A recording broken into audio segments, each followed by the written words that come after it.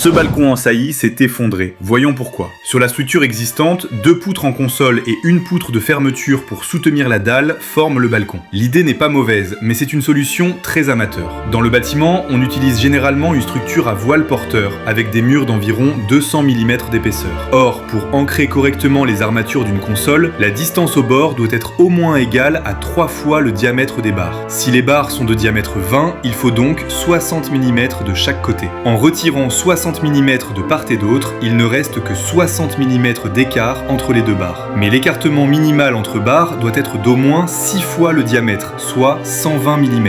Avec un voile de 200 mm, il est donc impossible de respecter à la fois l'enrobage et l'espacement minimum des aciers. Réaliser une console correctement ancrée dans un simple voile porteur est irréalisable. Regardons aussi la profondeur d'ancrage de leur balcon. Visuellement, il n'y a qu'une dizaine de centimètres. Même si l'on supposait qu'il s'agissait ici d'un poteau et que l'on tenait compte de toutes les conditions favorables, j'ai fait le calcul, il faudrait au minimum 594 mm de profondeur d'ancrage. Or, dans les bâtiments à plusieurs étages, un poteau fait au mieux 4 cm. Cela ne permet même pas d'atteindre la profondeur d'ancrage nécessaire. La solution choisie ne pouvait donc pas tenir. Avec seulement 10 cm d'ancrage, l'ensemble a été arraché d'un seul coup. Quelle solution correcte aurait dû être adoptée? On peut en discuter dans les commentaires.